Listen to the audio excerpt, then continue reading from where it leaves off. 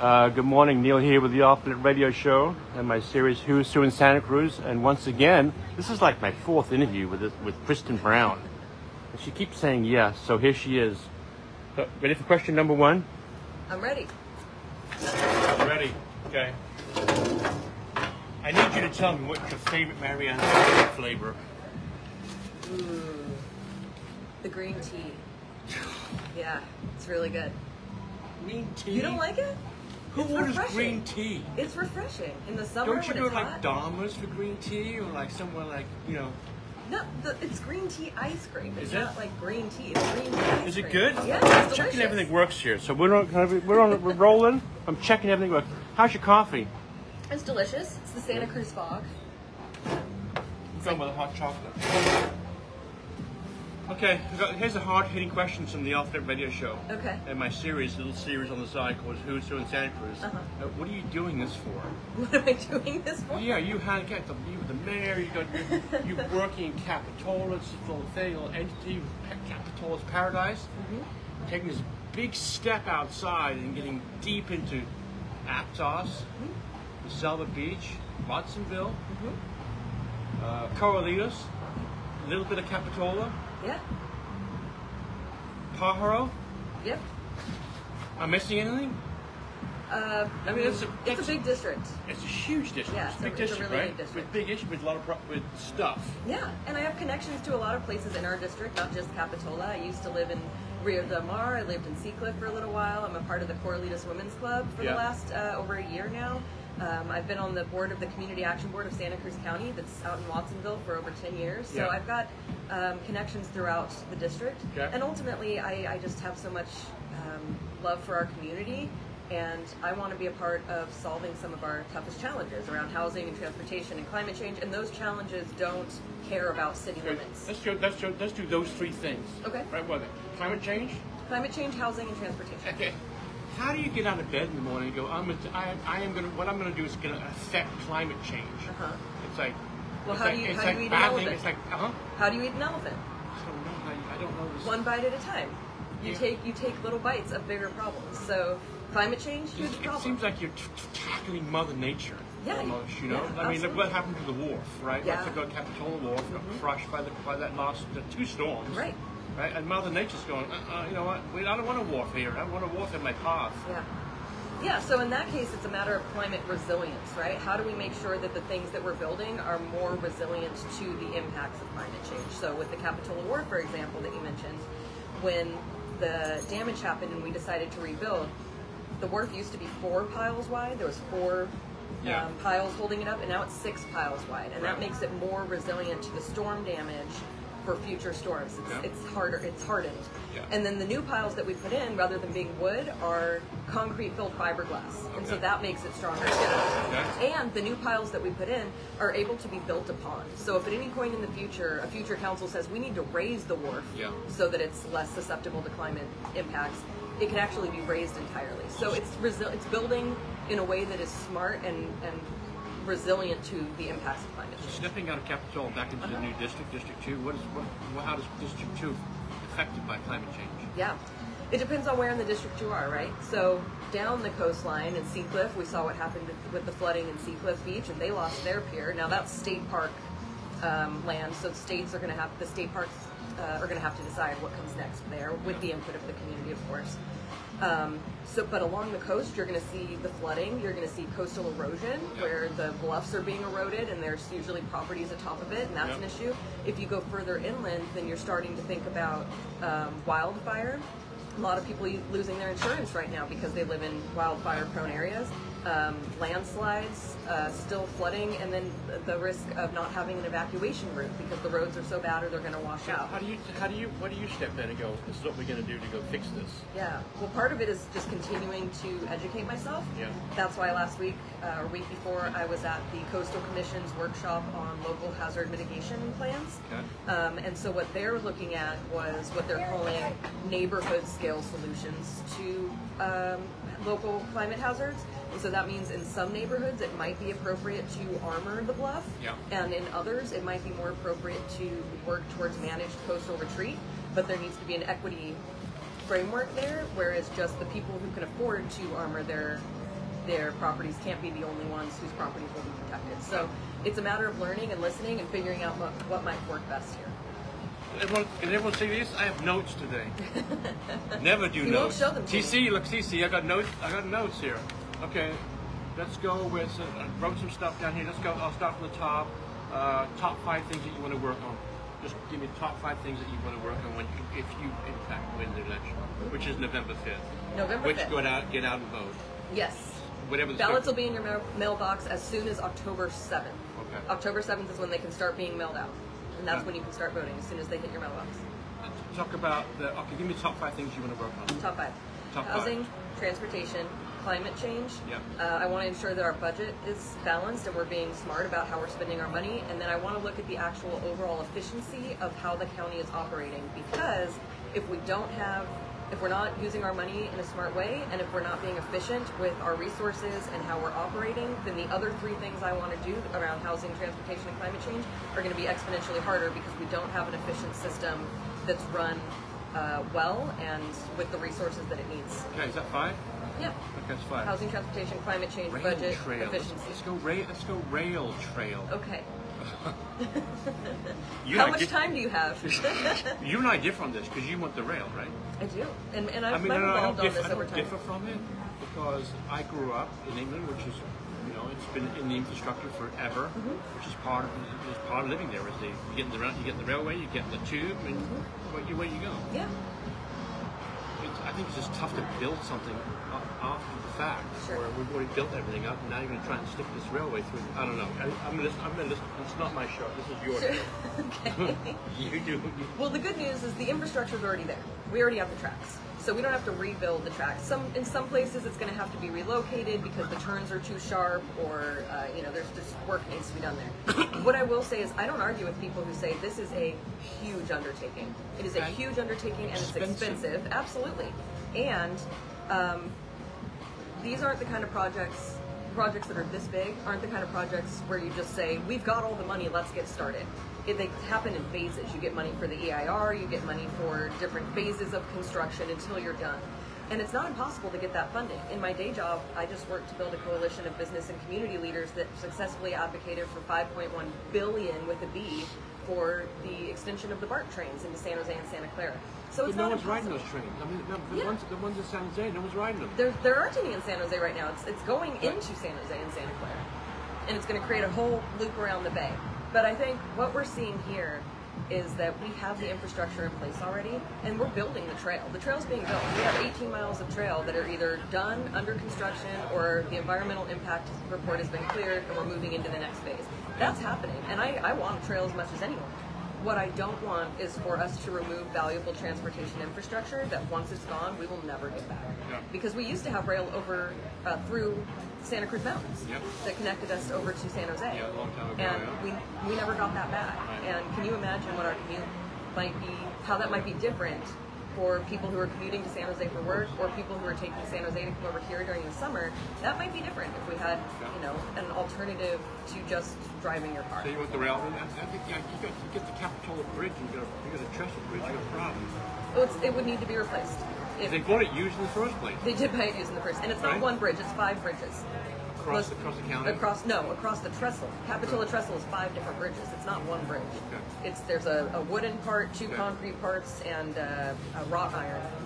Just needs wrought iron, 2 wooden, and 2 concrete parts. Okay. Yeah, all kind of fused together. All right. But yeah, there's a lot. There's 66 bridges that we would need to repair or replace throughout the county. 66? Yep. Again, it's a Okay, huge undertaking. we're going to move on. So I'm going to get you viewing everything. I'm not going to have you here all day long. Okay. Because you've got a big forum tonight At Cabrillo, At Cabrillo with Kim. Yep. So, I'll save your energy. Thank you. Roads. Roads. You know what? I have names for potholes that I avoid. I do. I have names. Fred, Sid. Oh, there's Fred again. Julie, Yeah. and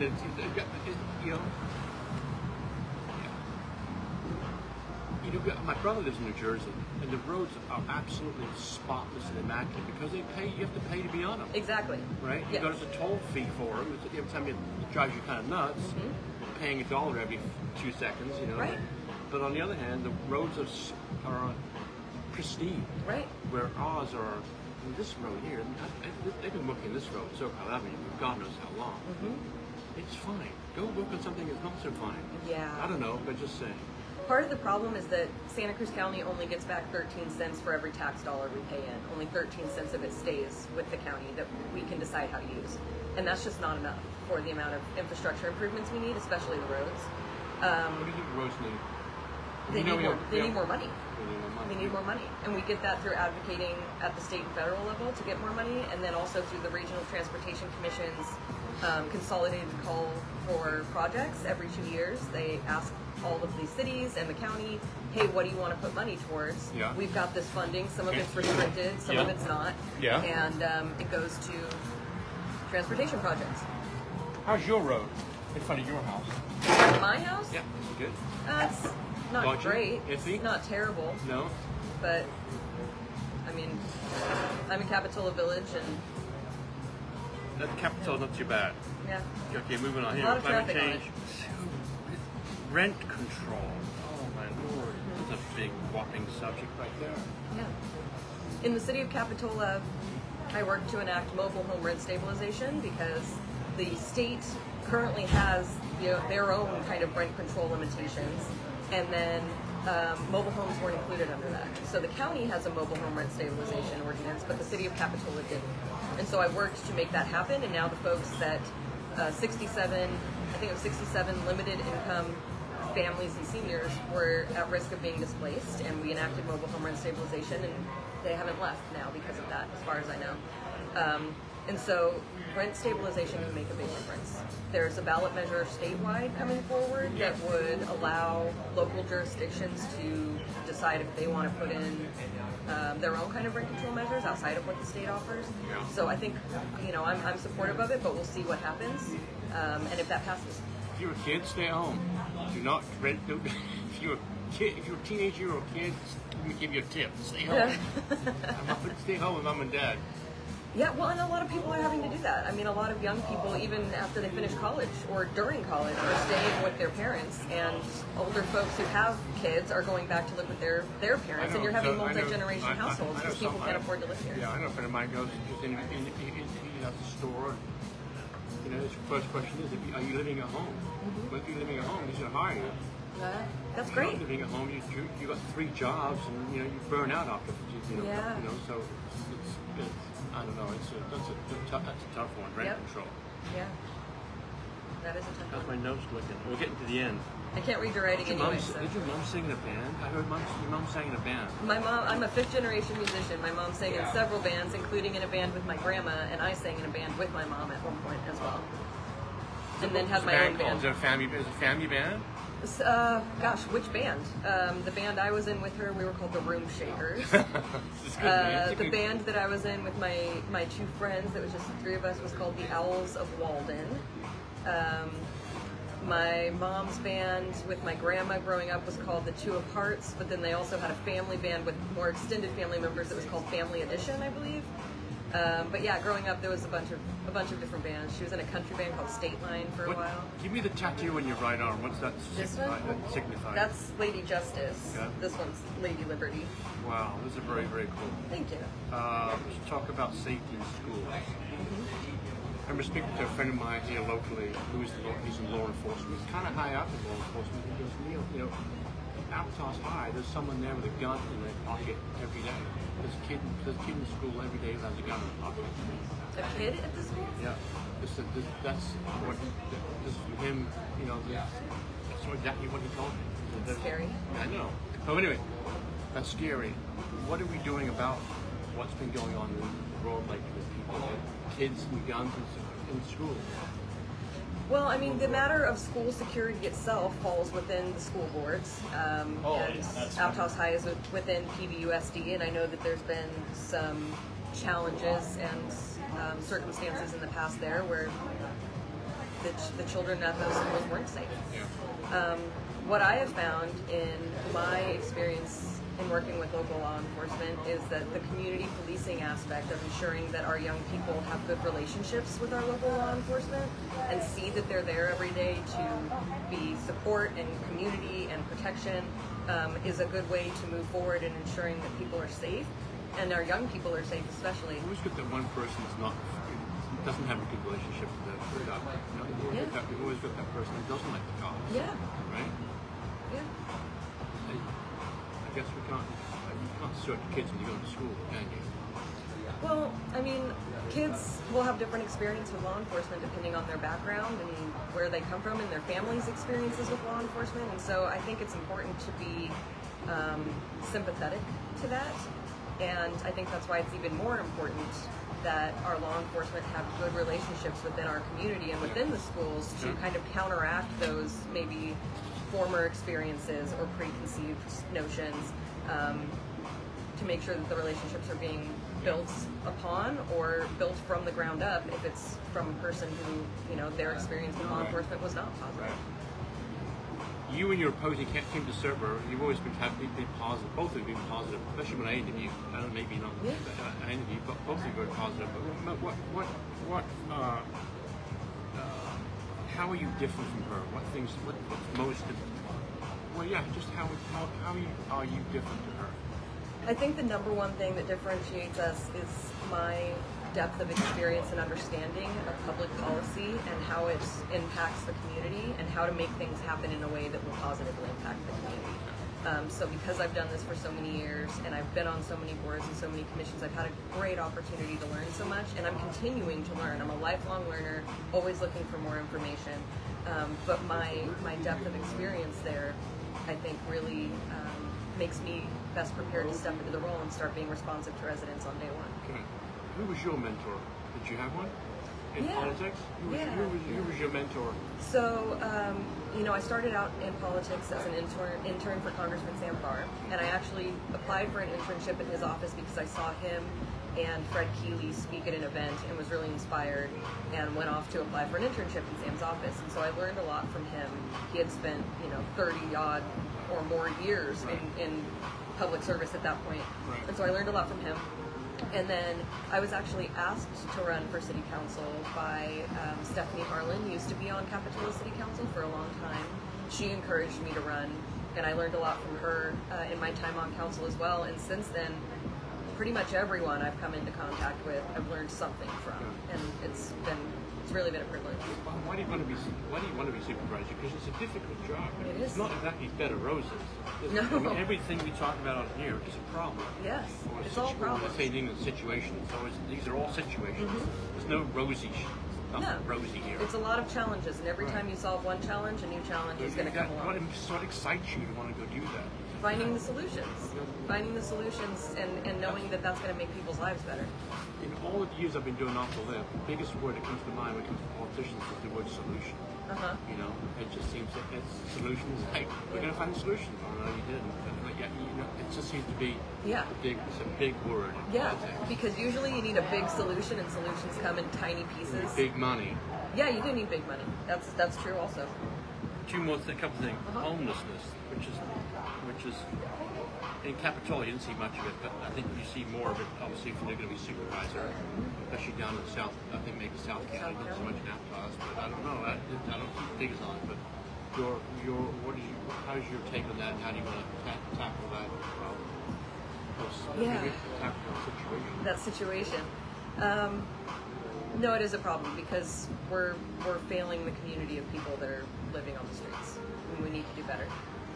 I spent a couple days out in D.C. earlier this summer on a local working group on solutions to housing and homelessness, and it was me and other elected officials from across the country. And one of the things that really stuck with me from that was the idea that we need to create a system flow that gets people into housing and then they stay housed. And the way to do that is for every unit of shelter we create, just overnight shelters and then you're back out on the street. For every unit of shelter we create, we need to create 2 to 4 units of deeply affordable housing, very affordable housing, and 4 to 6 units of housing, of housing stabilization, eviction prevention, rental assistance, whatever the case may be, to keep people in their homes. And in that way, people go through this system where you go from shelter to deeply affordable housing to helping you to remain housed. And along the way, quite a lot of those folks are going to need supportive services, wraparound supportive services within that deeply affordable housing. So case management, mental health treatment, substance disorder treatment, whatever the case may be. That's the system flow model that I want to see happen here, and it's going to take a lot of work to get to that. Okay, thanks for that answer. Here's what I pulled down on my huge issue here in Santa Cruz: streamlined permitting process and reducing fees for permits. Because it seems like the planning department is its own entity. Yeah. And the cost of building anything, the mathematics doesn't work out where you want to have it. Maybe you want to build a low-income house or whatever. Right. The permitting process and everything else is just it doesn't make it cost effective. Yeah. Well, that's so part of. Kind of you want to change that a little bit. Yeah, that's part of when you asked me about my top 5 issues, and I said kind of efficiency and productivity. That's one of the things I want to look at is what's going on in our departments that's taking so long? Is it that they're understaffed? Is it that they're overworked? Okay. Do we need to find a more streamlined process? There's something not working, and we've got to figure out what it is and make it work. Okay. Yeah. So November 3rd, you find out you win. So you find out you win. It takes a month later. It's like a month later, right? Elections on November 5th, and then the new supervisor sworn in January. Right, so there's actually a little more than a month. First thing you're gonna do when I get elected, or when I'm sworn in? When you're sworn in. Once I'm sworn in, the first thing I'm going to do is try to learn as much as I can about how the operations of the county are working, because I can't work within a system I don't understand. So I need to understand how this system is working and where I need to try to make changes. How do you get the information? Do you go to Zach Friend and say, hey, dude, how did you operate the last 8 years as supervisor? Well, I've already been having meetings with him to ask him what's been going on, what are the issues that are going to remain on the table, how has it worked for you, how have you worked with staff, how have you worked with other supervisors. But I think it's going to start with the CAO meeting with Carlos Palacios, and then trying to set up meetings with all the department heads and creating kind of a map of how things work. And they might already have that, but once you're on the inside, you have a little more access to it. So I just want to understand as best as possible. Good luck to you. Thank you. I think we covered it all. Okay. Looking forward to it? Looking forward to the challenge? I am. I'm always up for the challenge. You having fun? Is it fun? You've got to have some fun. Is it fun? It is fun, because I get to meet people. I get to meet people in the community, and they're telling me what's working for them and what's not working for them. And I'm just one of those people that likes to lay awake at night and stare at the ceiling and go, how do we fix this problem that they brought up? So good luck to you. Thank you. You're welcome. Thanks for doing this with me today. It's always a pleasure. Yeah. Give me back. Ladies and gentlemen, you can go to the Off the Better Show Facebook page, or you can go to YouTube. This show is going to be shown on YouTube.